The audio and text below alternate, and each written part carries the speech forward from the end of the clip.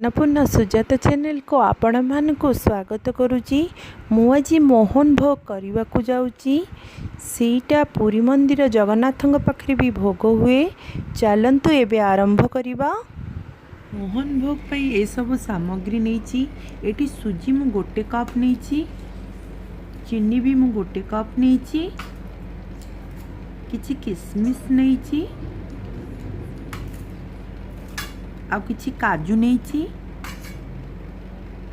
मोटी घी नहीं, गुआ घी आ गोटे चमच नहीं गुजराती गुंड।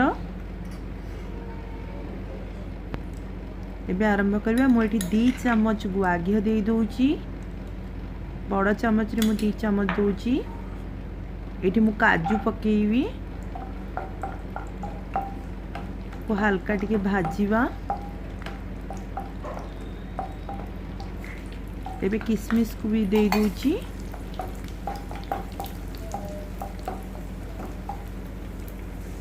देखो ये एबे हमर हेई गला, ताकू काढ़ी दबा।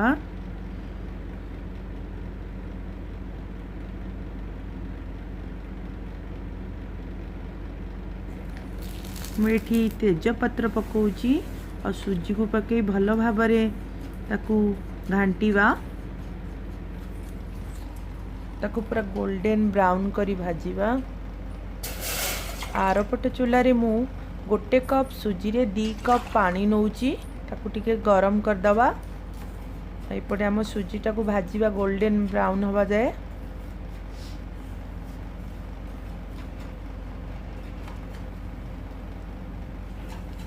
देख एबे सुजी हमर हे गला।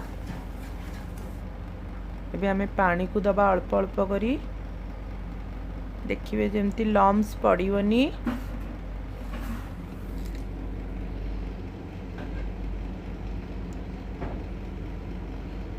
एबे हमें ऐड करिबा चीनी को, ताकू भल भाव में मिसई दबा।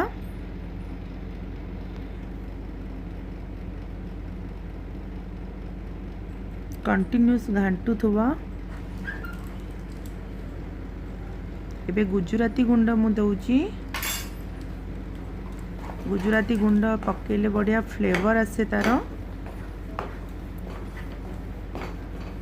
देखो ये भी हमर हेई आसिलानी, बड़े रे आउ लागुनी।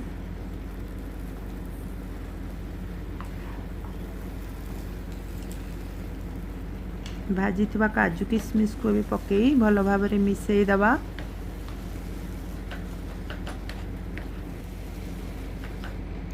एबे गोटे जगह को काढ़ी दबा।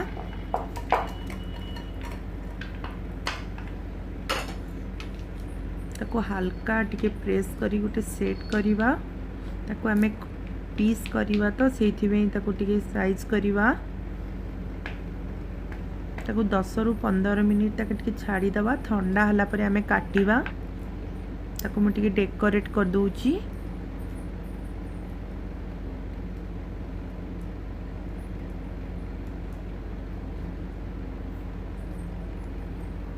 देखंतु ए टाइप रो हबो।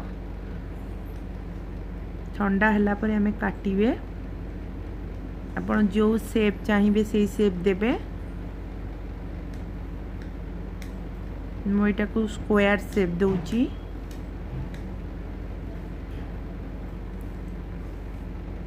देखंतु रेडी ही गला मोहन भोग। एटा जगन्नाथ महाप्रभु पाखरे भोग लागे। आपण मान को जदि मो रेसिपी भल लागिला लाइक करिवे, शेयर करबे, सब्सक्राइब करबे। Thank you.